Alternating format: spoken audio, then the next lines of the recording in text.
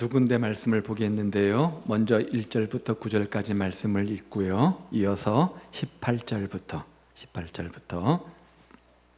23절까지 말씀을 같이 교독하도록 합니다. 제가 먼저 1절 말씀을 읽습니다. 그날 예수께서 집에서 나가사 바닷가에 앉으시매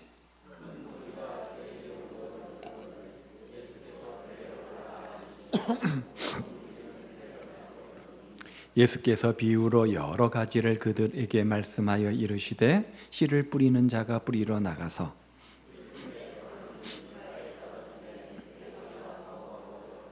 더러는 흙이 앉은 돌밭에 떨어짐에 흙이 깊지 아니하므로 곧 싹이 나오나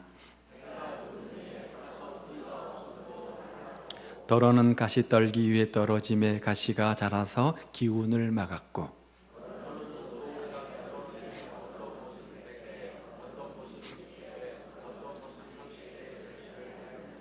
귀 있는 자는 들으라 하시니라. 자, 18절 말씀입니다. 그런즉 씨 뿌리는 비유를 들으라.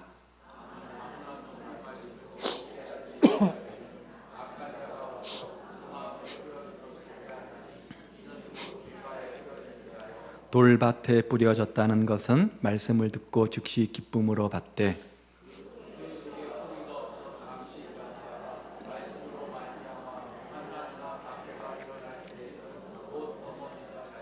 가시떨기에 뿌려졌다는 것은 말씀을 들으나 세상의 염려와 재물의 유혹에 말씀이 막혀 결실하지 못하는 자요.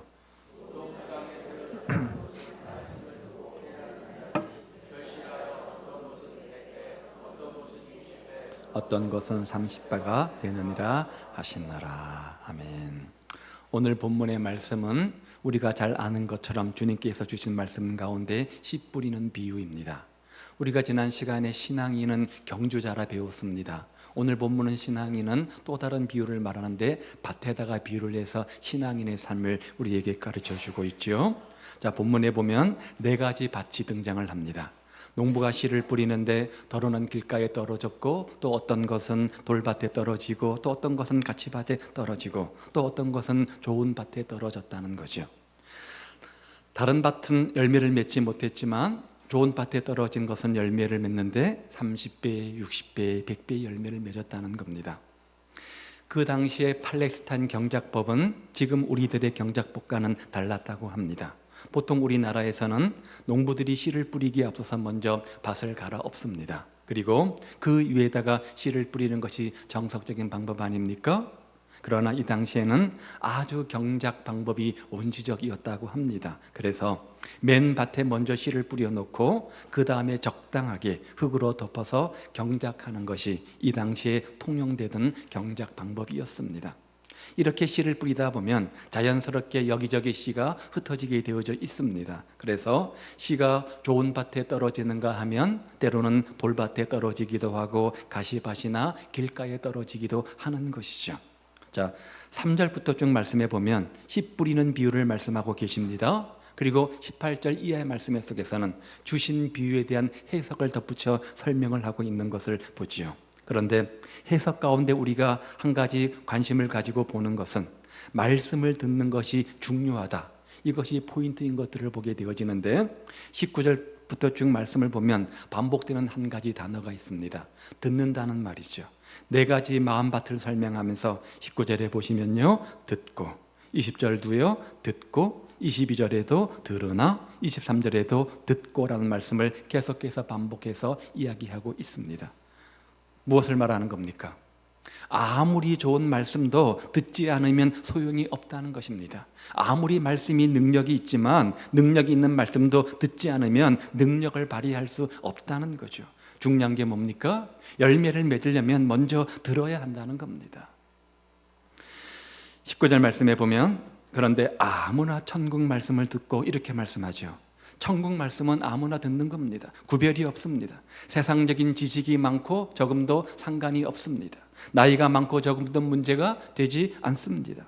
세상에서 얼마만큼 높은 자리에 앉아 있느냐, 어떤 지위 문제도 상관이 없다는 겁니다. 교회에 얼마나 오래 다녔는가 이것도 중요한 것이 아닙니다. 누구나 교회에 나오면 하나님 말씀, 천국 말씀을 들을 수 있다는 거죠. 그런데 듣는다는 차원에서 볼 때 이 네 종류의 마음밭은 이미 교회에 나온 성도들임을 우리가 미루어 짐작하게 되어집니다. 여러분 가운데 네 종류의 마음밭을 가진 사람들이 있다는 거예요. 모두가 옥토밭이 아니라, 모두가 길가밭이 아니라, 어떤 사람은 길가의 밭에 모양으로 앉아있는 사람이 있고, 어떤 사람은 돌짝밭의 모양을 가진 사람이 있고, 어떤 사람은 옥토밭의 마음을 가진 사람이 있다는 겁니다. 그러면 오늘 본문이 말하는 네 종류의 밭이 무엇입니까? 그 네 종류의 마음이 무엇입니까? 아니, 오늘 여러분의 마음밭은 무엇입니까? 먼저 4절 말씀에 보면 길가와 같은 마음밭이 있다 이렇게 말하죠. 뿌릴 새 덜어는 길가에 떨어짐에 새들이 와서 먹어버렸고, 자, 이것이 의미하는 것은 19절입니다. 아무나 천국 말씀을 듣고 깨닫지 못할 때, 즉 길가가 의미하는 것은 뭡니까? 듣고 깨닫지 못하는 마음이죠. 악한 자가 와서 그 마음에 뿌려진 것을 빼앗나니 이는 곧 길가에 뿌려진 자요. 여기 길가가 의미하는 것은 사람들이 밟고 다녀서 굳어진 땅을 의미하는 거죠. 당시에는 시멘트나 콘크리트가 있지 않았습니다. 가장 딱딱한 것은 바로 길가 땅이었습니다.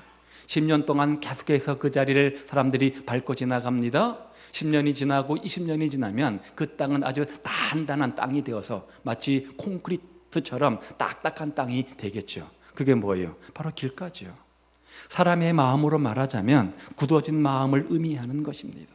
그런데 신앙생활을 하면서 정말 주의해야 될 것 중에 하나가 뭐냐? 마음이 굳어지는 거잖아요. 첫사랑을 잃어버리는 거잖아요. 강팍한 마음을 갖는 것 아닙니까? 형식적이고 타성에 젖는 마음을 갖는 것 아닙니까? 완고하고 메마른 마음을 갖는 겁니다. 슬퍼도 울지 않고 기뻐도 웃지 않고 은혜를 입어도 고마워하지 않는 마음입니다. 잘못을 저질러 놓고도 죄책감이 없고 전혀 해결할 마음이 없는 것, 이것이 문제잖아요. 그런데 요즘 이런 형태의 사람들이 많이 등장하고 있는 것을 보게 되어집니다. 따라서 마음이 식어지지 않도록 주의를 해야 된다는 거예요.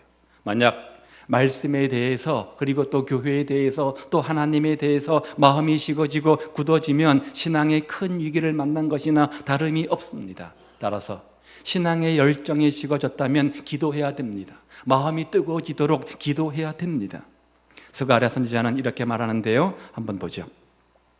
그들이 듣기를 싫어하여 등을 돌리며 듣지 아니하려고 귀를 막으며 굳은 어깨로 향하며 그 마음을 금강석 같게 하여 율법과 만군의 여호와가 그의 영으로 옛 선지자들을 통하여 전한 말을 듣지 아니하므로 그 결과요 큰 진노가 만군의 여호와께로부터 나왔도다. 무슨 말입니까? 그 당시 사람들이 마음이 굳어졌다는 거예요. 마음이 굳어져서 강팍해져서 하나님 말씀을 듣기 싫어했다는 거예요. 말씀이 선포되어지고 복음이 선포되어지면 또 그 소리 하며 마음 문을 닫았다는 거죠. 하나님이 보낸 선지자들이 있습니다. 그 주의 종들이 설교를 하는데 듣기 싫어서 등을 돌렸다는 거예요. 현존하는 물질 가운데 가장 단단한 것이 금강석, 다이아몬드라고 하죠. 그런데 그 당시 사람들의 마음이 얼마나 강팍했는가, 얼마나 마음이 굳어졌는가, 뭐라고 말합니까? 돌보다도 더 강한, 철보다 더 강한 단단한 금강석같이 굳어져 있었다, 이렇게 말씀하고 있잖아요. 그 결과가 뭡니까? 하나님의 큰 진노가 그들에게 임했다, 이렇게 말합니다. 그런데 오늘 19절 말씀에 보면 길가와 같은 마음이 바로 이런 마음이라는 거예요. 말씀을 듣기는 듣습니다. 그런데 마음이 굳어져서 깨닫지 못한다, 이렇게 말씀하고 있습니다. 사실 말씀에 대한 깨달음은 인간의 머리로 되는 것이 아닙니다. 성령의 도우심을 받아야 말씀을 깨달을 수 있는 거잖아요. 그런데 마음이 굳어졌기 때문에 그 마음에 하나님의 진동이 있어도, 하나님의 감동이 있어도, 하나님의 세미한 음성이 들려져도 깨닫지를 못하는 겁니다. 듣기는 듣는데 마음으로 하나님의 음성을 깨닫지를 못하는 거예요. 그래서 19절에 보니까 깨닫지 못하면 결국은 악한 자가 말씀을 빼앗아 갑니다. 결국 들은 말씀이 그 사람에게 하나도 유익이나 도움이 되지 않는 거예요. 설교를 100번 들으면 뭐합니까? 설교를 1000번 들으면 뭐합니까? 마음이 굳은 사람은 깨달음이 없고 들어도 전혀 유익이 안 된다는 거예요. 오늘 여러분은 어떻습니까? 하나님 말씀이 들려올 때 어떤 사람들은 마음을 길과 같이 되기로 작정을 합니다. 오늘 이 말씀은 나하고는 상관이 없다, 내가 적용할 것은 아무것도 없고 나하고는 상관이 없다, 그렇게 생각을 하는 겁니다. 나는 지금 아무런 문제가 없는데 이 정도면 웬만큼 신앙생활 잘하고 있는데 이건 나하고 해당되지 않는 말씀이야, 이렇게 착각을 한다는 거예요. 그런데 아무리 하나님의 능력이 있지만, 하나님 말씀이 능력이 있지만 내 마음밭을 길가처럼 마음먹을 때 하나님 말씀은 그곳에서 뿌리를 내리지를 못한다는 거예요. 그래서 새가 와서 금방 쪼아먹을 수밖에 없는 거죠. 똑같이 예배를 드립니다, 똑같이 설교를 듣습니다. 그래도 길가 같은 마음이 있다고 주님은 우리에게 말씀하시는데 어쩌면 오늘 여러분의 모습은 아닙니까? 두 번째 마음밭이 있습니다. 5절 말씀이죠. 더러는 흙이 얕은 돌밭에 떨어짐에 흙이 깊지 아니하므로 곧 싹이 나오나 해가 돋은 후에 타서 뿌리가 없으므로 말랐고, 돌밭에 떨어진 마음입니다. 그것이 의미하는 것이 20절 말씀인데요, 돌밭에 뿌려졌다는 것은 말씀을 듣고 즉시 기쁨으로 받되 그 속에 뿌리가 없어서 잠시 견디다가 보세요, 환난이나 박해가 일어날 때 뭐예요? 곧 넘어지는 자요. 흙이 얕은 밭에 떨어진 씨앗은 금방 싹이 나오겠지요. 반면에 뿌리가 없어서 오늘 5절 말씀처럼 해가 돋은 후에 타서 뿌리가 없으므로 금방 말라 버리고 말 겁니다. 팔레스타인 지역에는 돌이 많다고 합니다. 흙이 있기는 하지만 돌멩이들이 많이 있기 때문에 깊이 갈아 엎을 수가 없다고 해요. 그런데 이렇게 얕은 토양에 씨를 뿌리게 되어지면 싹은 금방 납니다. 반면에 뿌리가 깊지 못해서 돌에 걸려서 깊게 자라지를 못하는 거예요. 여기 돌밭 같은 마음은 깊이가 없는 마음을 의미하겠죠. 가벼운 마음, 변덕스러운 마음을 의미합니다. 어떤 사람은 하나님 말씀을 들을 때는 금방 아멘, 할렐루야 그렇게 응답을 합니다. 그러나 인내심이 부족합니다. 무슨 일에 부딪히면 말씀을 버리고 쉽게 세상으로 돌아간다는 거죠. 처음에는 하나님 말씀을 잘 받습니다. 감정적으로 울기도 합니다. 은혜 받았다 그렇게 말도 합니다. 그러나 며칠이 지나면 언제 그랬나는 듯이 다 잊어버리고 만다는 거예요. 여러분은 어떻습니까? 하나님 말씀을 잘 들었다고 해서, 하나님 말씀을 잘 듣는다고 해서 매사에 문제가 없이 모든 것이 만사형통하다, 그런 것은 아니잖아요. 하나님을 믿어도 여전히 문제 속에서 살아가는 것이 우리 인생 아닙니까? 그런데 신앙의 뿌리가 깊은 사람들은 문제가 옵니다. 그런 문제가 와도 고통스러워 흔들리기는 하지만 타서 말라 죽지는 않습니다. 신앙을 버리지는 않잖아요. 반대로 신앙의 뿌리가 깊지 못한 사람들은 문제를 만나면 신앙이 흔들리는 정도가 아니라 아예 타서 말라 죽어버립니다. 오늘 여러분의 모습은 아닙니까? 세 번째는요, 7절 말씀에 보면 가시떨기 같은 마음이 있다고 말하죠. 더러는 가시떨기 위에 떨어짐에 가시가 자라서 기운을 막았고, 가시떨기 같은 마음이 있습니다. 이것이 의미하는 것이 22절이요. 가시떨기에 뿌려졌다는 것은 말씀을 들으나 무엇 때문에요? 세상의 염려와 세상의 유혹에 말씀이 막혀 결실하지 못하는 자요. 예수님은 가시밭을 말씀하셨습니다. 뿌리가 제법 깊게 자라서 싹이 나고 줄기가 나옵니다. 말씀을 잘 받은 것 같습니다. 성경 공부도 잘하고 나름 열심도 있습니다. 봉사도 합니다. 그런데 문제가 뭐예요? 이 세상에 대한 염려와 물질을 사랑함으로 말미암아 사단의 세계를 저버리지 못한다는 거예요. 쾌락의 세계를 저버리지 못한다는 거예요. 죄악의 세계를 버리지 못하고 미련이 남아 있다는 겁니다. 그래서 한쪽은 하나님 또 한쪽은 세상, 이렇게 양다리 작전을 펼친다는 거예요. 그것을 탐하는 마음 때문에 하나님의 말씀이 제대로 결실을 맺지 못한다는 거죠. 신앙생활은 오래 했는데 신앙의 성숙, 인격의 성숙이 더딘 경우를 말하겠죠. 이런 문제 때문에 여러분은 어떻습니까? 제가 어릴 적 다니던 시골 교회 울타리는 탱자나무로 되어져 있었습니다. 탱자나무 안에는 많은 가시 때문에 또 다른 식물들이 자라지를 못합니다. 가시덤불의 역할은 바로 그런 것들입니다. 가시덤불 때문에 또 다른 식물이 자라지 못하도록 만드는 방해물인 거죠. 여기 가시밭이 의미하는 것은 혼란스러운 마음을 가리키는 겁니다. 마음이 정돈되지 못하고 항상 복잡한 상태를 말합니다. 뭐 때문에요? 가시 때문에. 그런데 오늘 22절에 보니까 항상 우리 마음을 두 마음으로 만드는, 하나님과 또 다른 한 가지 마음을 갖게 만드는 두 가지 인생의 가시가 있다, 이렇게 말해요. 말씀의 기운이 자라지 못하도록 만드는 두 가지 가시를 지금 22절은 말하고 있어요. 뭡니까? 세상의 염려, 또 한 가지 재물의 유혹입니다. 그 첫째가 세상의 염려입니다. 세상에 걱정이 있습니다. 염려라고 하는 것, 주님께 자신을 맡기지 않고 스스로 짊어진 짐, 곧 문제들, 걱정들을 의미하는 거죠. 성경은 이 모든 염려를 다 어떻게 알아요? 주께 맡겨라, 이렇게 말씀하잖아요. 그럼에도 불구하고 주님께서 다 맡아주시겠다고 약속했는데도 불구하고 그 약속 의지하지 않고 자기가 짊어지고 자식 걱정, 집 걱정, 직장 걱정, 사업 걱정, 건강 걱정, 이런 걱정 저런 걱정하며 살아가는 우리 아닙니까?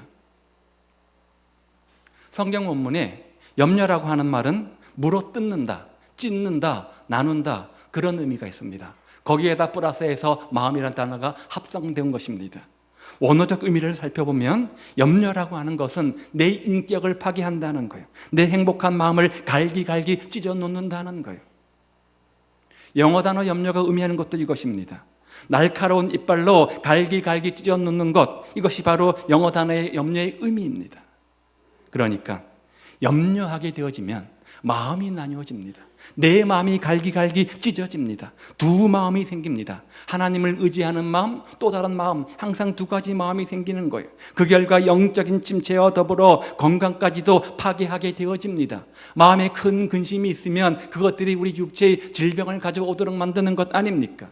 그래서 잠언 15장은 이렇게 말해요. 마음의 근심은 심령을 상하게 하느니라.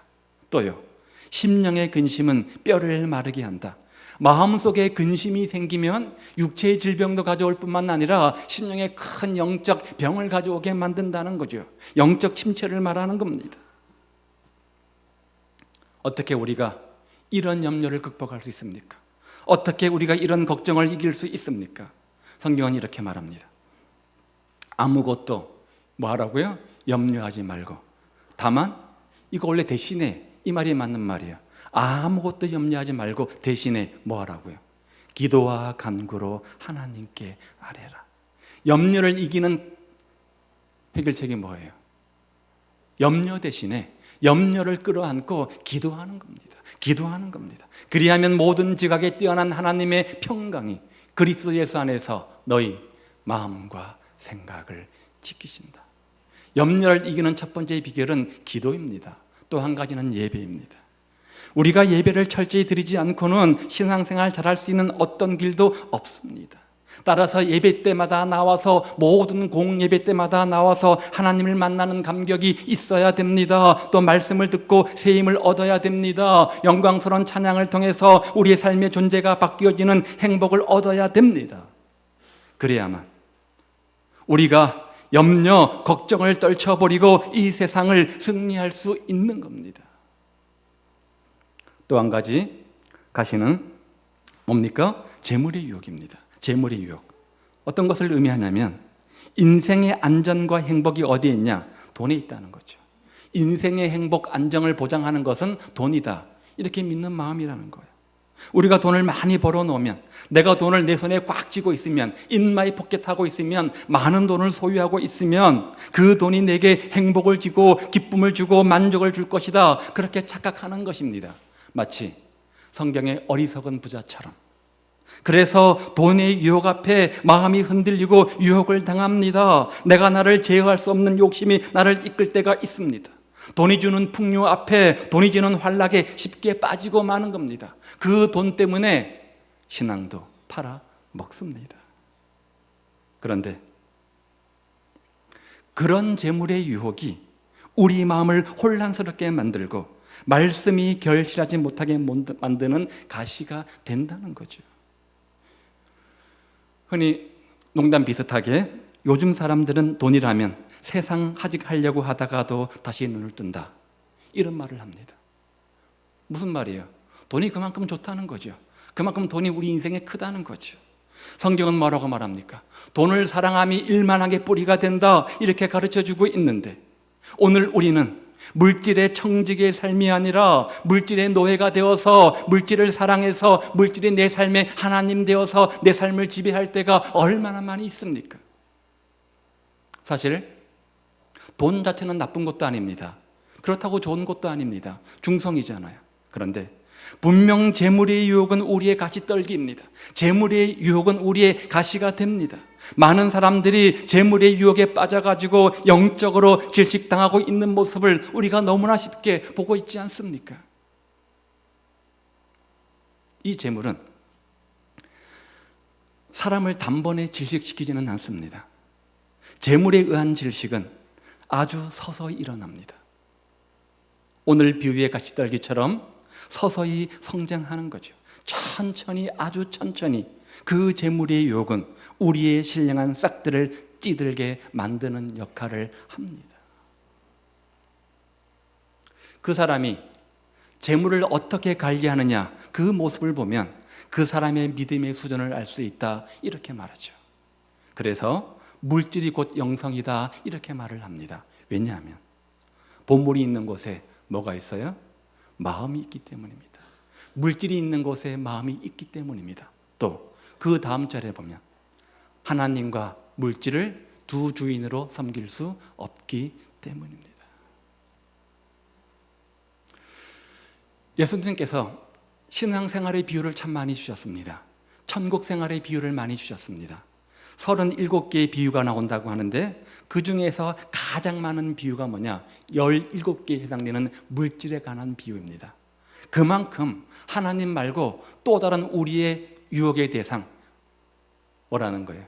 물질이라는 거죠. 스펄전 목사님이 이렇게 말씀하셨어요. 너가 회개했다고 하나 너희 전대 돈 주머니가 회개하기 전까지는 나는 너의 회개를 믿을 수 없다. 너가 하나님을 향하여 마음의 문을 열었다고 하나 너 돈 주머니가 열리기까지 열려진 내 마음을 믿지 않겠다. 이것과 비슷한 말을 누가 했죠? 감리교의 창시자인 요한 예술가가 했잖아요. 물질의 회개 없이, 물질의 청지기 정신 없이 온전한 회개, 온전한 신앙생활은 없다는 겁니다. 그리스 신화에 나오는 얘기인데요, 큰 상금과 명예가 걸려있는 경마대회가 있었습니다. 한 여자 기수가 신나게 앞장서 달려가는데 앞에 금화 하나가 뚝 떨어집니다. 유혹이 굉장히 컸겠죠. 주술까 말까, 주술까 말까. 그래서 마리에서 내려서 그 유혹을 이기지 못하고 금화를 주어서 챙기게 됩니다. 한참을 달렸습니다. 막 속도를 내려고 하는데 또 금화 하나가 땡그랑 하며 떨어집니다. 반짝반짝 빛이 나니까 얼마나 그 물질의 유혹이 컸겠어요. 그래서 다시 내려서 그 금화를 주워 챙겼습니다. 결국 어떻게 됐을까요? 1등으로 막 앞서 나가다가 그 금화 2개 때문에 그녀는 1등을 해서 명예와 상급을 차지하려고 했는데 그 유혹 때문에 금화를 챙기느냐고 명예도 잃어버리고 상급도 잃어버리고 말았다는 거죠. 영적인 경주도 마찬가지입니다. 신앙생활도 마찬가지입니다. 가끔 신앙인들이 그 물질의 유혹 때문에 상급을 잃어버리고 마귀의 미끼에 걸려들 때가 얼마나 많이 있는지 모릅니다. 여러분, 신앙생활의 가장 큰 걸림돌이 뭡니까? 물질의 유혹 아닙니까? 따라서 때로는 자기를 잘라야 됩니다. 친구도 잘라야 됩니다. 단호하게 결단하셔야 됩니다. 염려를 자르고 욕심을 뽑아야 됩니다. 그 유혹의 가시, 그 재물의 가시를 잘라버려야 됩니다. 그래야 잡초 인생, 가시 인생이, 알곡 인생이 될 수 있는 겁니다. 잘라버려야 열매 맺는 신앙생활을 할 수 있는 겁니다. 단호하게 잘라버리지 않으면서 가시밭 인생길에서 벗어날 길이 없습니다. 잘못된 것 끊지 못하면 한 걸음도 전진하지를 못하는 겁니다. 가시덤불 속에서 어떻게 헤어나올 수 있겠습니까? 자르는 방법밖에 없습니다. 그렇다면 오늘 여러분의 가시는 무엇입니까? 오늘 여러분의 가시는 뭡니까? 세상의 근심 걱정입니까? 물질의 유혹입니까? 염려와 재물, 그 어떤 유혹도 가감히 주님 안에서 끊어버리는 결단이 있기를 우리 주님의 이름으로 축복을 드립니다. 마지막 또 하나 마음밭이 있습니다. 8절에 보시면요, 더러는 좋은 땅에 떨어짐에 어떤 것은 100배, 어떤 것은 60배, 어떤 것은 30배의 결실을 하였다. 좋은 땅, 옥토밭의 마음인 거죠. 자, 이것이 의미하는 것이 23절이죠. 좋은 땅에 뿌려졌다는 것은 말씀을 듣고 깨닫는 자니, 그 다음에요, 결실하여. 이게 중요한 것 같아요. 말씀을 제대로 깨달은 자는 당연스럽게 결실, 열매가 나타나야 정상이죠. 하나님의 예리한 말씀이 내 마음에 그늘진 것을 드러낼 때, 살아 운동력 있는 영혼의 골수를 쪼개는 하나님의 진리의 말씀이 내 마음밭에 떨어지면 그것을 우리는 부정하지 않습니다. 이 사람은 그것을 부정하지 않습니다. 오늘 나에게 주시는 하나님의 음성으로 듣는 겁니다. 그래서 말씀이 마음밭의 역사에서 믿음과 인격의 변화와 성숙을 가져오는 거죠. 5년과 10년 전의 이 모습과 비교해 볼 때 더 큰 믿음의 성숙과 인격의 성숙의 변화를 경험하는 삶입니다. 여러분은 어떻습니까? 좋은 땅에 씨앗이 떨어지면 자연스럽게 그 결과 풍성한 열매를 맺는 것은 당연한 것 아닙니까? 말씀이 좋은 땅에 뿌려졌다. 어떤 사람이에요? 마음이 온유하고 겸손한 사람이겠죠. 언제나 감사하는 사람입니다. 어떤 조건과 환경 앞에서도 범사에 감사하는 사람입니다. 하나님께서는 감사하는 마음을 기뻐하시고 그가 심은 감사의 씨앗이 자라고 열매 맺게 하셔서 마침내 30배, 60배, 100배의 결실을 얻게 하시는 겁니다. 그런데 23절에 보니까 그런 사람을 뭐라고 말씀하세요? 말씀을 듣고 깨닫는 자니. 어떻게 우리가 말씀을 듣고 깨달을 수 있습니까? 말씀을 깨닫는 비결은 하나밖에 없지 않아요. 성령의 도우심밖에 없습니다. 성령이 도와주셔야 됩니다. 오늘 본문에 보면 특별히 주님께서 사람들에게 씨 뿌리는 비유를 말씀하셨지만 제자들은 말씀의 뜻을 깨닫지를 못했습니다. 그 이유는 14절이 말하는 것처럼 이사야의 예언대로 듣기는 들어도 깨닫지 못하고 보기는 보아도 알지 못하는 영적 원리 때문이었습니다. 그래서 제자들은 주님에게 비유에 대한 해석을 부탁했고 주님께서는 제자들에게 그 비유를 풀어서 지금 설명을 해주고 있는 거죠. 무슨 말이에요? 제자들도 주님께서 비유를 풀어서 해석해 주지 않았다면 이 뜻을 이해하지 못했다는 겁니다. 그래서 9절 말씀 보십시오. 뭐라고 말해요? 귀 있는 자는 들어라. 귀 있는 자는 들어라. 그러면서 들을 귀 있는 자가 되라. 비단 이 비유뿐만 아니라 수많은 비유에서 비유를 말씀하신 다음에 꼭 이 말씀을 하셨습니다. 들을 귀 있는 자가 되라. 들을 귀 있는 자가 되라. 귀 있는 자는 들으라. 보아도 못 깨닫는 사람이 있는가 하면 보기만 해도 쉽게 깨닫는 사람이 있다는 거예요. 듣고도 못 깨닫는 사람이 있는가 하면 듣기만 하면 너무나 쉽게 깨닫는 사람이 있다는 거예요. 매 맞아도 못 깨닫는 사람이 있는가 하면 매 맞고 나서 쉽게 금방 깨닫는 사람이 있다는 거예요. 잃어버리고도 못 깨닫는 사람이 있는가 하면 잃어버리고 나서 너무나 쉽게 금방 깨닫는 사람이 있다는 거예요. 죽을 지경이 되어도 못 깨닫는 사람이 있는가 하면 죽을 지경이 되어서야 그제서 비로소 깨닫는 사람도 있다는 거예요. 그런데 끝까지 못 깨닫는 사람도 있습니다. 그런 사람 정말 불쌍한 사람이죠. 왜요? 나랑 상관없다고 생각하는 거예요. 오늘 이 본문의 말씀, 주어지는 이 말씀, 매주마다 주어진 하나님의 말씀, 그 음성은 나하고 상관이 없다라고 생각하는 거예요. 나는 이만하면 됐다는 거예요. 하나님 보시기에 악하고 게으른 종이 아니라 착하고 충성된 종으로 굉장히 신앙생활 잘하고 있다고 착각을 하는 거예요. 그러면서 자신을 합리화합니다. 오늘 내가 처한 환경과 조건과 현실 속에서 이 정도 하면 굉장한 헌신이다. 굉장히 신앙생활 잘하고 있는 것이다. 스스로 자신을 합리화하는 겁니다. 여러분은요? 사랑하는 여러분, 말씀을 들을 때마다 깨닫고 그 말씀대로 사셔서 길가와 같은 마음밭이 아니라 옥토 같은 마음밭이 다 되시기를 우리 주님의 이름으로 축복을 드립니다. 하나님의 말씀이 역사하려면 무엇보다 우리 마음밭이 중요합니다. 우리 마음밭이 옥토밭이 되는 게 중요한 거죠. 내 마음이 하나님 말씀을 귀하게 여기는 옥토라고 한다면 말씀이 뿌려질 때 놀라운 열매가 맺히게 될 것입니다. 내 마음이 하나님께 늘 감사하는 옥토라면 하나님의 자녀인 우리를 예수님과 더불어서 상속자가 되게 하시고 하나님의 무한한 사랑과 은총과 축복을 우리에게 더하여 주실 겁니다. 그런데 이러한 옥토와 같은 마음밭 갖기 위해서 단단한 땅을 뒤엎으십시오. 그리고요, 돌들을 캐 내십시오. 그리고요, 가시떨기를 뿌리채 뽑아버리는 작업, 결단이 우리에게 필요한 겁니다. 그런 다음 무엇보다 하나님의 충만하신 은혜의 걸음이 우리에게 필요합니다.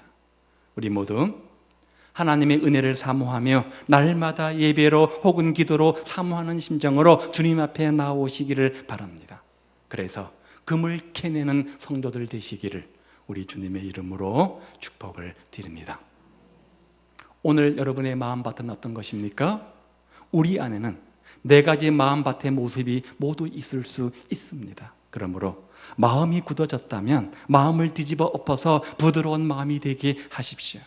회개를 통해서 굳어진 마음을 제하고 말씀으로 마음속 돌덩이들을 철저히 부수고 성령의 충만함을 받아서 염려와 근심과 탐욕을 모두 불태우시기를 바랍니다. 그리고 말씀 잘 듣고 성령의 도우심 속에서 말씀 깨달아지고 깨달은 말씀을 잘 실천 적용 순종하여서 풍성한 열매를 맺는 옥토밭이 되셔서 그 결과 몇 배요? 30배, 60배, 100배의 주인공들 다 되시기를 우리 주님의 이름으로 축복을 드립니다. 기도하겠습니다. 자, 오늘 본문이 우리에게 교훈하는 것이 무엇입니까? 우리 마음밭은 네 가지 마음밭이 있다는 거예요. 어떤 사람은 길가 같은 마음밭이 있는가 하면 돌짝밭 혹은 가시밭 혹은 옥토밭이라는 거죠. 오늘 여러분의 마음밭은 어떤 것입니까? 우리가 옥토밭이 되어서 30배, 60배, 100배의 풍성한 열매의 축복의 주인공 되기 위해서 갈아엎어야 될, 해결해야 될 우리의 마음밭은 어떤 것들이 있습니까? 염려와 근심과 탐욕, 또 가지들을 다 제하여 뿌리 뽑는 결단을 주옵소서. 그래서 정말 30배, 100배, 60배의 축복의 주인공 되게 하옵소서. 함께 기도합니다.